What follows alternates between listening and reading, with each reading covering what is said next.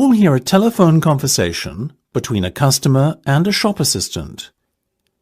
First, you have some time to look at questions 1 to 3.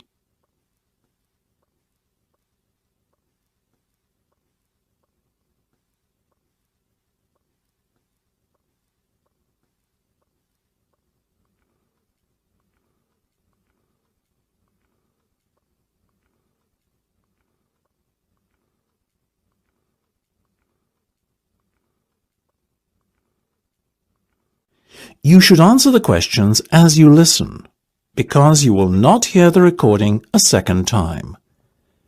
Listen carefully and answer questions 1 to 3. Good morning, Jenny's Suit Rental. Jenny speaking. How may I be of service? Hi there. My name is Max Jones. That's Jones, and I'm looking to rent a suit out for a special occasion. Certainly, Max.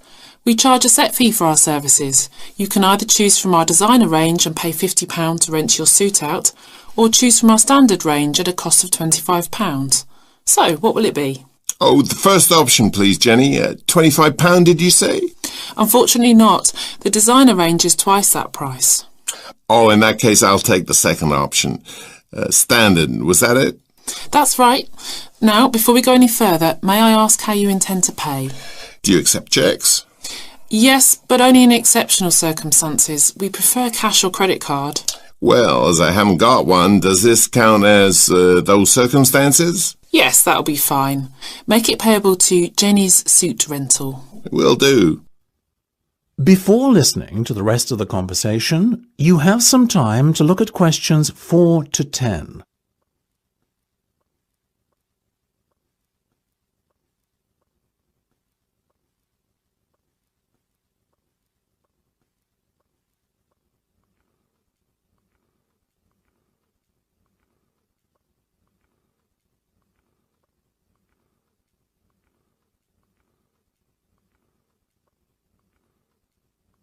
Now listen and answer questions 4 to 10. Now, Max, can I take your measurements, please, and a few details about what sort of suit you have in mind? Certainly. Let's start with the trousers then, shall we? What is your waist size and leg length? I used to be 32 waist, you know, but these days it's more like 36. Too many cream pies. I've been there. And about the leg, 34? I wish. I'm afraid I'm somewhat lacking in the height department. Not even a 32. 30, I'm afraid. Never mind. As for the colour, could you do a dark grey suit? In fact, we have a very smart one of those in just your size. You're in luck. Now, what about shoes? Same colour? No, I think I prefer something darker. OK, let's go with traditional black then, shall we? What about size? I'm a size 45. By my calculations, that's 10 in our sizes. And style? What have you got? We do suede, nubuck and traditional leather. Definitely the last one. Very well. And will you be wanting a necktie? Do you do bow ties? Of course. I'll put one of those down in your order. Dark grey, I presume? Perfect. To match the suit. I think I fancy a light blue shirt, by the way. Might I recommend a green? Green would go very well with the suit you are renting. Light or dark? I'd say dark. Dark it is then. My neck size is 17 and a half. Hard to believe that a little over a year ago I could fit into a 15, isn't it? Those cream pies again, right? You got it. Now, what about your suit jacket? Same colour as the trousers, obviously, but what size? Medium should be fine. You sure? Yeah. And have you got any of those 3-button ones? I'm afraid not. The 1 and 2 button suit jackets are far more popular at the moment. In fact, the 1 button is all the rage. Let's have that one then. No problem. Now. That is the end of part 1. You now have half a minute to check your answers.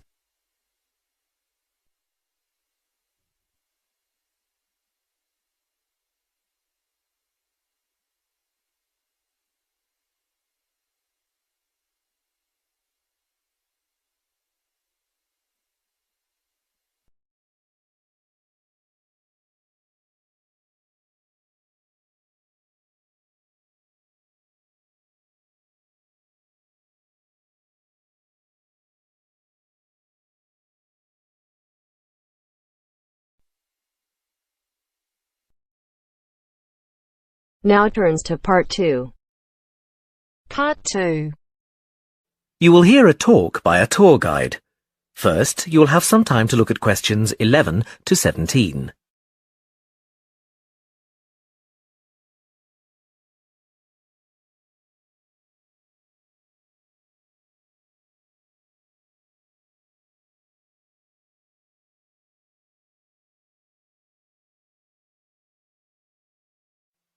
Now listen carefully and answer questions 11 to 17. Welcome to San Fernando City Tours. I'm Mark, your tour guide. We have a lot to see in 3 hours, so make sure you're comfortable. We'll be traveling into the historical district first, and then into the town center. After that, it's out to the harbor, and we'll finish up at the lighthouse, just past the harbor. That will take us up to midday, and after that, you're free to do what you want. At the lighthouse, you'll have a chance to visit the tea room and take photographs of the magnificent coastline. Now, as we have only 3 hours, we won't be able to take you around the shopping district, but we think you'd prefer to look around the shops there in your own time anyway. San Fernando has some well-known tourist attractions, the lighthouse, for example, and the National Library. However, the little-known military museum is not to be missed. Be sure to visit before you leave. Now, there's a lot to do in San Fernando. Indeed, there really is something for everyone. For those who love the water, I can recommend a trip on the Seafarer, one of the most famous boats on the San Fernando River. It does an evening trip with a 3-course meal included. It's great fun for everyone, but especially for young people in their teens or 20s. After 9, there's a disco on the boat, and it gets really lively. Then there's a climbing wall near the town center. It's incredibly popular, with a large wall for expert climbers and a smaller wall for novices. There's a junior wall and a creche, so it's a great day out for those of you with kids. And if you like walking, there's some great walking tours. The City Sights tour is highly recommended, as is the walking tour by the coast.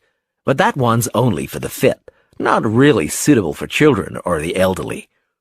For more mature people, or those less able to get around, I would suggest a tour around the vineyards.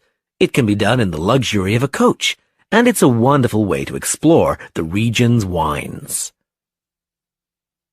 Before you hear the rest of the talk, you have some time to look at questions 18 to 20.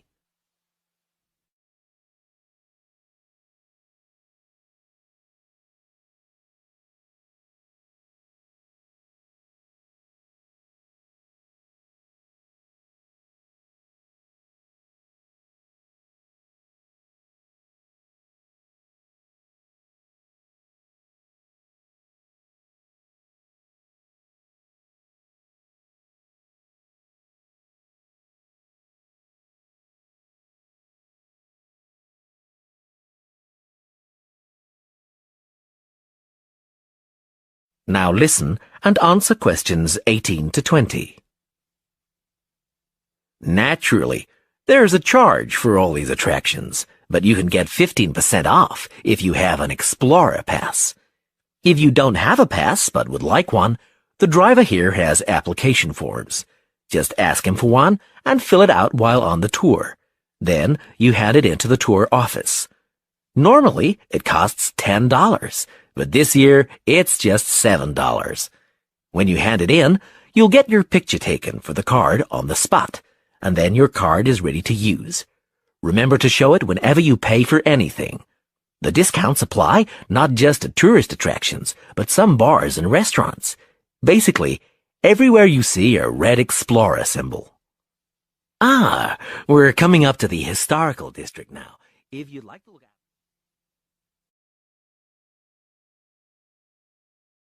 That is the end of Part 2. You now have half a minute to check your answers. You now have half a minute to check your answers.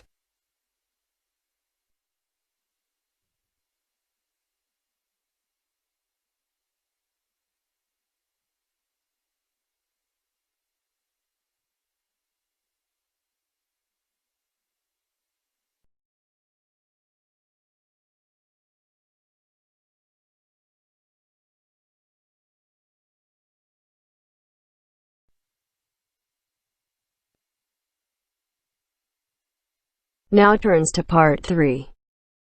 Part 3.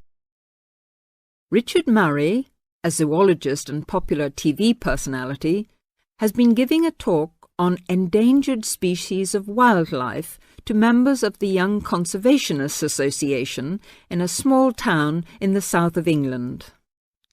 Listen to the extract from the discussion he had with 2 of the young people after his talk. First, you have some time to look at questions 21 to 25.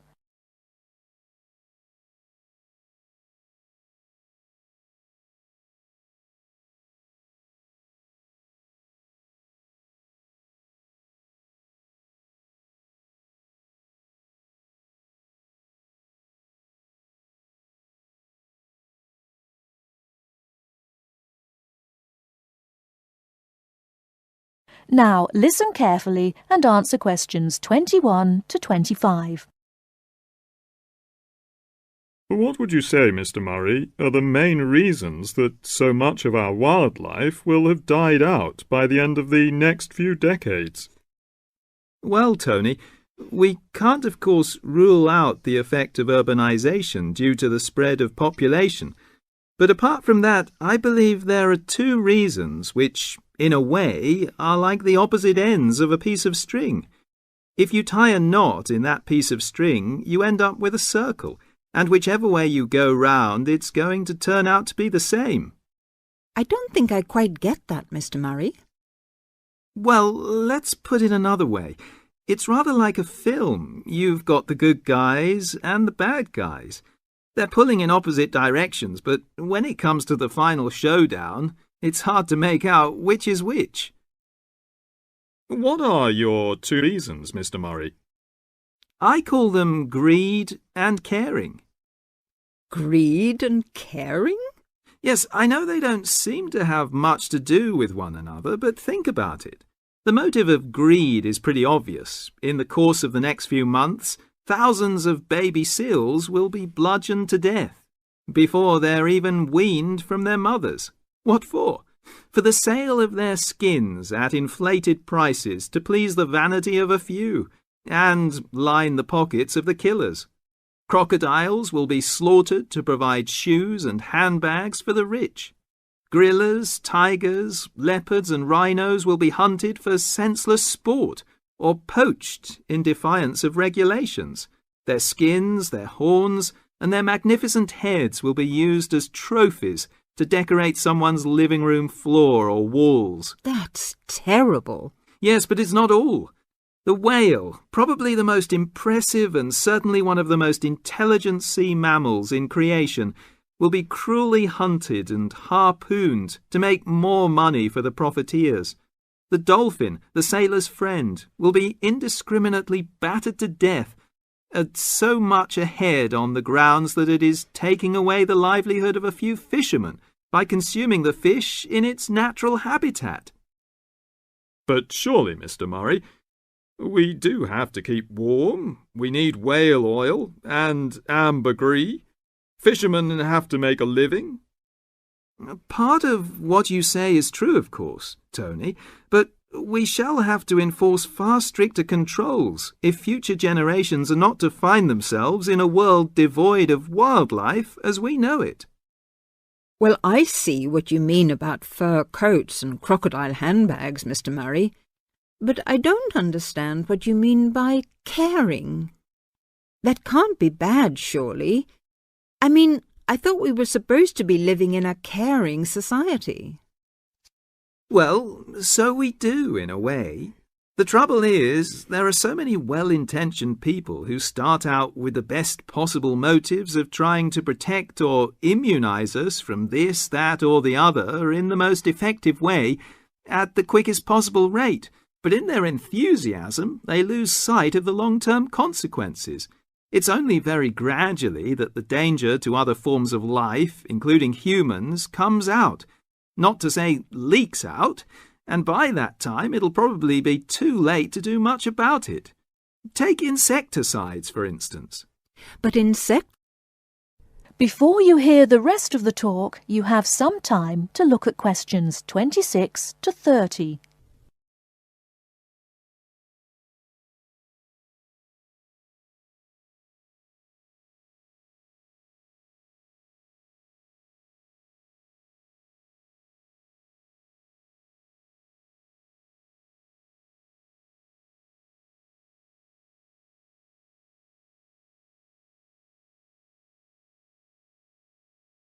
Now listen and answer questions 26 to 30.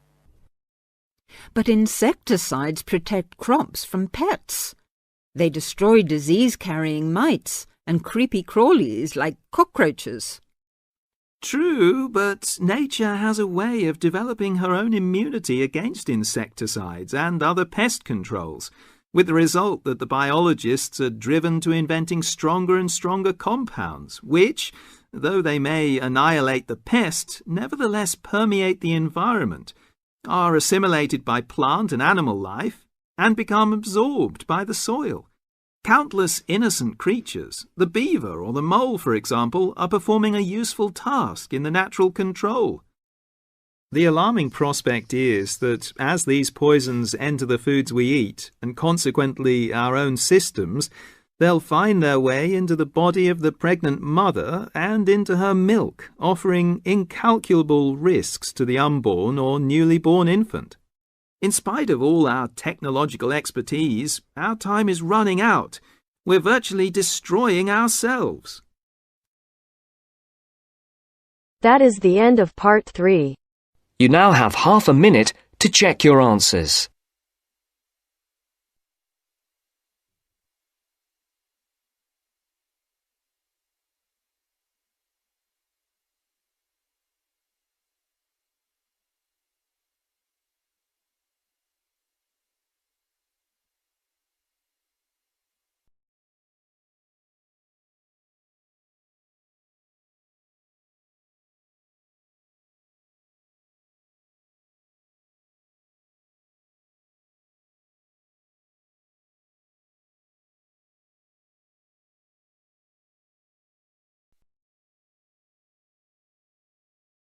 Now turns to part 4. Part 4. You will hear a media studies tutor giving a lecture about news sources. You now have 30 seconds to read questions 31 to 35.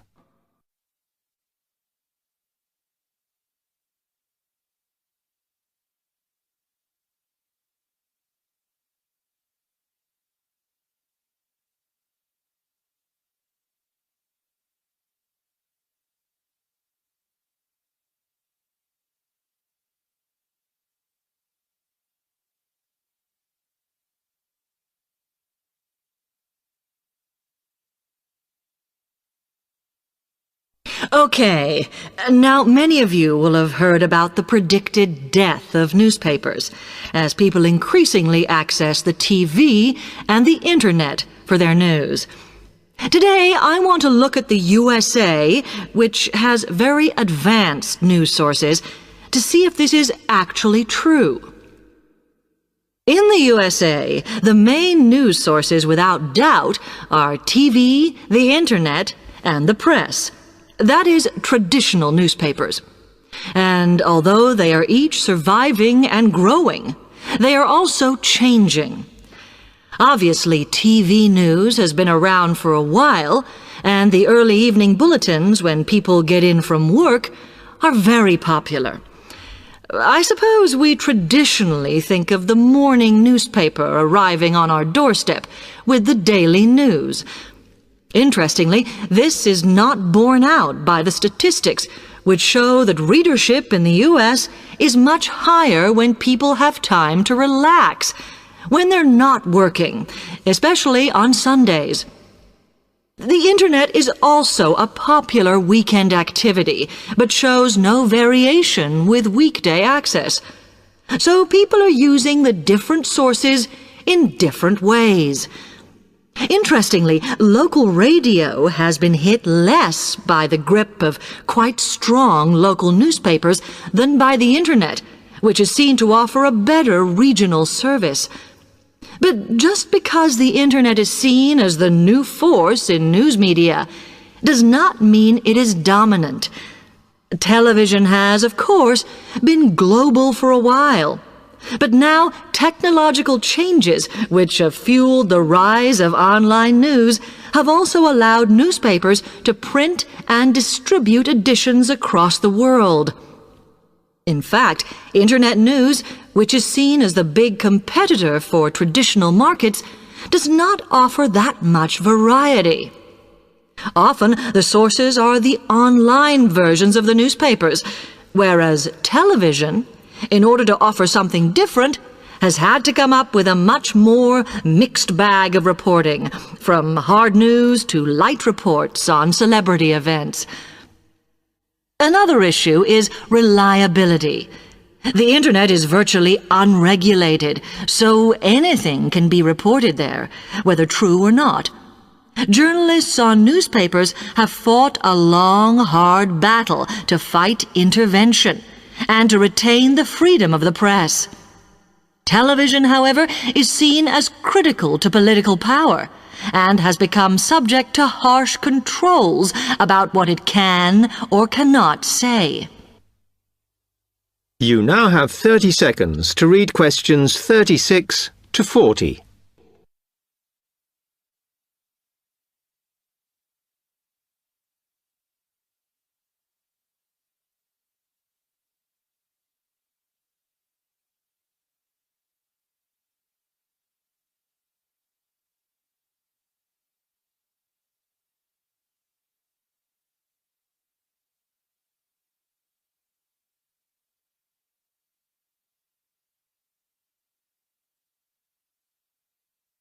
Now, one very critical factor in keeping newspapers alive and well in the USA has been their approach to advertising. Obviously, newspapers are heavily dependent on advertising revenue, and they have become more and more imaginative in what they offer, in order to make sure that advertisers use them and not other news sources.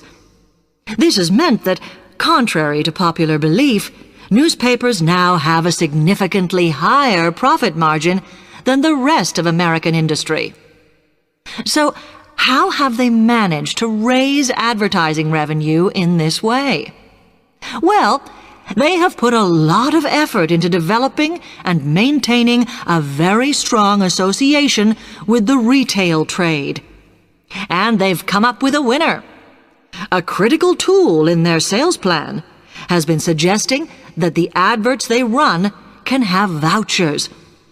This has been enormously effective because they have found that not only do more people buy the paper to get the discounts, but also that this inevitably means much higher sales for the clients who advertised.